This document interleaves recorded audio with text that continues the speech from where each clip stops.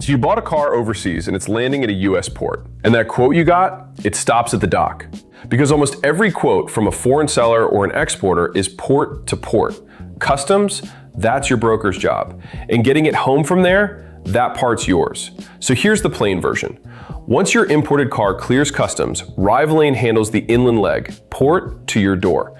Shipping a car with Rivalane typically costs $500 to $1,500, depending on distance, vehicle size, transport type, and carrier availability. Most shipments land in the middle of that range. So, New York down to Jacksonville, that's about $1,000 to $1,200. Southern California over to El Paso, same ballpark. And New York to Michigan, a shorter run, $850 to $1,000. Now here's the strange part. The longer run costs less per mile. New York to Florida works out cheaper per mile than Michigan does.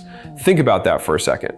A carrier fills a 9-car trailer once, then runs it a long way. That fixed loading cost spreads over more miles. Long hauls are more efficient, and that efficiency reaches you. Okay, so how long does the truck part take? Cross country, usually 5 to 7 days. Regional, 1 to 3. And that clock starts when the car is released to us, not when the ship docks. Which brings me to the thing nobody plans for. The clock starts the second that car lands. Everybody assumes there's a grace period, but in reality, free time at a vehicle terminal is usually only 3 to 5 days. After that, $75 to $150 a day. So a car that sits 10 extra days because you were getting quotes can quietly eat $1,000 on storage for nothing. And same rules if you bought at auction out of state, by the way. That storage clock starts at sale close and it counts weekends.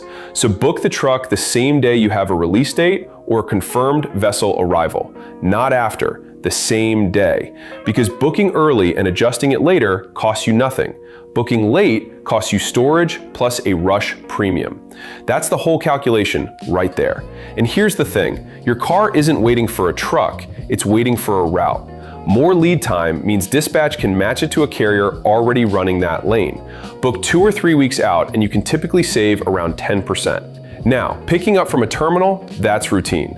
The terminal needs the release paperwork and a named party on the gate pass.